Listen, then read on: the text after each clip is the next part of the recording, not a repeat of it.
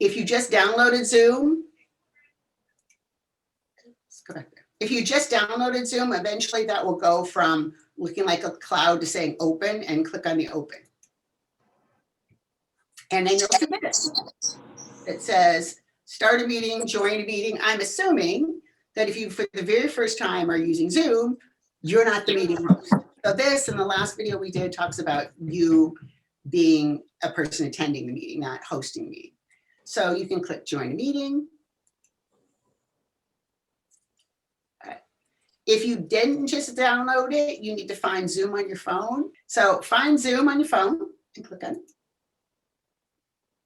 So once you join, there's two ways to join a meeting. So one is you can click on sign in. This is the way that's more of a pain, I think. And then it's going to ask you for a meeting ID. You probably got an email, you got a calendar invite, you got something inviting you to this meeting. So in that, there'll be a meeting ID and you can type that in. Sometimes there'll be a meeting password. Almost always when I don't think I've ever gotten an invite that didn't have a password in it, but I've only once or twice had to actually enter the password. So that's something the host can set up. But for sure, you're going to have to enter the meeting ID if you just click join meeting that way. Once you are starting to join, it says waiting for the host to start this meeting. And once it starts, just like before, there you are. So you just wait for the host to let you in. And the first time you use Zoom on your Android phone, it may ask you permission to use the microphone. So just click OK. And again, I say this and y'all are probably thinking, well, that's obvious, but I have worked with people who are very, I don't know if I want to say, they're just very cautious. So they won't download anything unless they know what it is. They won't allow the anything to access their phone. They're I had a really good friend like that, that was very, very cautious about, really worried about getting viruses because he'd had his website infected with viruses before. And he wouldn't let anything access anything. It's okay. So click OK, let the microphone access, let Zoom access your microphone. It'll ask if you want it to let you send notifications. I always say no on everything that asks to send me notifications, but that's up to you. What it will do is it will send you alerts right before a meeting. So that's good. But I have, like Marshall just said, I have so many apps on my phone that if I allowed all the things that want to send me notifications to do, I'd just be getting notifications all day long. And then you'll get asked how you want to join.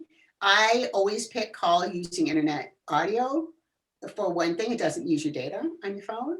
If I'm somewhere with Wi-Fi, like we were talking earlier, it works way better. But if that doesn't work, you can always select dial in. My suggestion is pick using internet audio first because it generally is much better performance. And if you dial in, you'll be asked for the meeting ID, and you may ask for the meeting ID, maybe a password. If you dial in, you'll see this screen. It doesn't matter what number you pick. Pick any number, it'll dial that number, and then when you get there, it's going to ask for the meeting number. So I find it way more difficult to do it that way because, like I said, see, I could be in your I have terrible, terrible eyesight. I have super industrial strength contacts, and then over that, I have to wear glasses to see anything close at all. So for me, anything where I have to dial in all those numbers is difficult and poke in the meeting number. So that's why, like Marshall said, I use other easier ways to get into a meeting.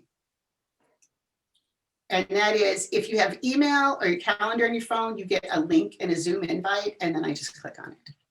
And if you have that invite, usually you don't have to enter a meeting ID. You just click on it and it pops up.